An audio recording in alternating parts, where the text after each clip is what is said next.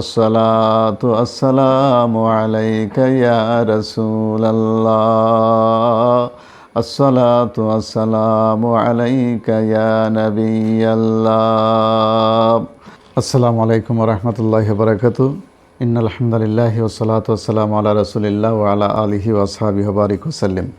সুপ্রিয় দিনী ভাই বোনেরা, আশা করি আপনারা ভালো আছেন। আল ফুরকান বাংলা চ্যানেলে আপনাদেরকে স্বাগতম। আপনাদের সুস্বাস্থ্য নেক হায়াত কামনা করে আজকের আলোচনা শুরু করছি।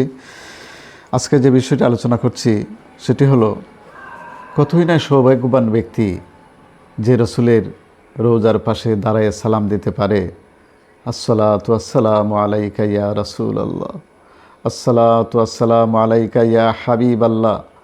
এই ব্যক্তির চাইতে সৌভাগ্যবান ব্যক্তি পৃথিবীতে আর নেই।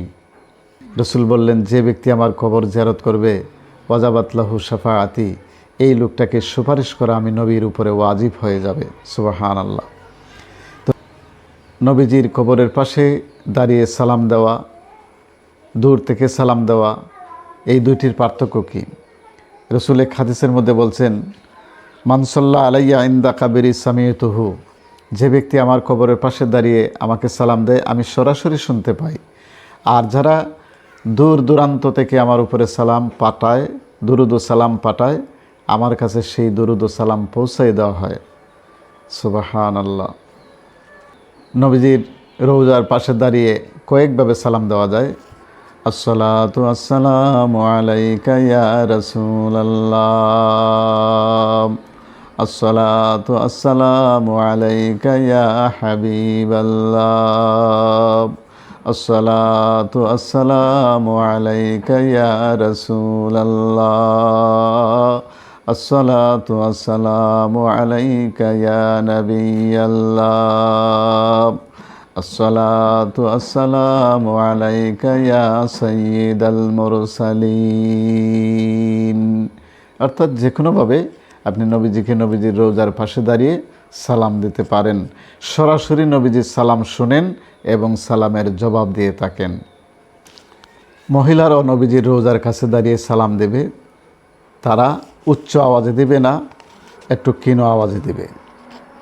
প্রিয় দিনী ভাই বোনেরা, তো রসুলের রোজার পাশে দাঁড়িয়ে রসুলকে সালাম দেওয়ার সৌভাগ্য অর্জন করা, এটা আল্লাহর তৌফিক ছাড়া সম্ভব নয়। যে জায়গায় নবী শায়িত আছেন সেই মসজিদে এক রাকাত নামাজ পড়লে 50,000 রাকাত নামাজের সওয়াব পাওয়া যায়। এই সৌভাগ্য কি সকলের হবে? আল্লাহ যদি দয়া করেন, আল্লাহ যদি রহমত করেন, তাহলেই তার কোনো বান্দাবান্দিকে এই তৌফিক দিতে পারেন যে রসুলের রোজার পাশে দাঁড়িয়ে সালাম দেবে আর নবীজি সরাসরি শুনবেন। আল্লাহ আমাদেরকে জীবনে একবার হলেও রসুলের রোজার কাছে দাঁড়িয়ে সালাম দেওয়ার তৌফিক দান করুন। সবাই ভালো থাকুন, সুস্থ থাকুন। আসসালামু আলাইকুম ওয়া রাহমাতুল্লাহি ওয়া বারাকাতুহু।